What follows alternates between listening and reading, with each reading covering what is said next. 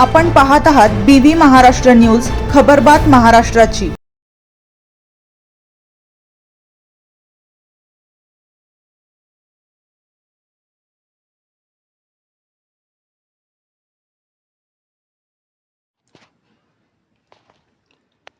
राज्यातील पहिल्या कामाख्या माता मंदिराचे प्राणप्रतिष्ठा सोहळ्याचे आयोजन।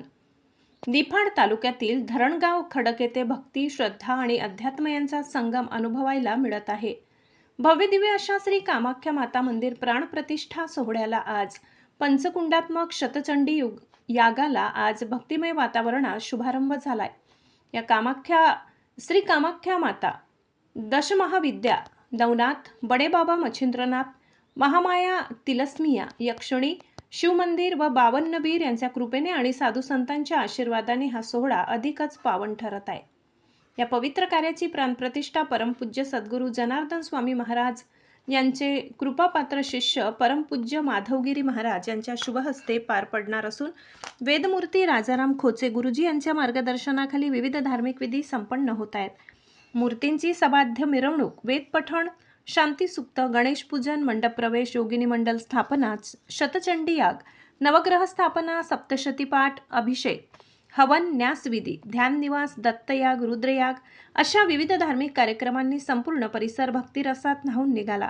दिनांक 26 मार्च रोजी मुख्य प्राणप्रतिष्ठा, कलशारोहण आणि यज्ञाची पूर्णाहुती होणार असून या दिवशी महाआरती व आशीर्वाद सोहळा पार पडणार आहे।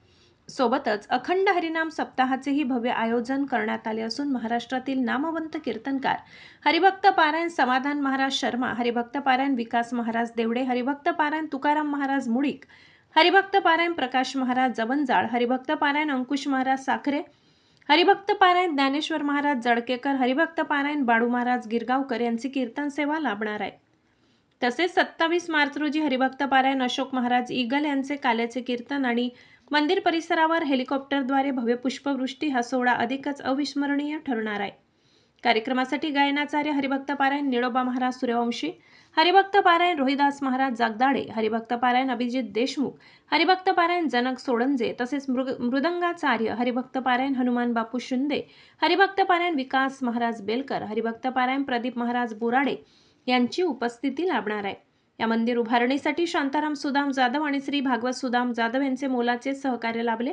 दररोज रात्री महाप्रसादाचे वाटप होत असून भाविकांसाठी हा सोहळा म्हणजे एक अद्वितीय आध्यात्मिक पर्व ठरत आहे।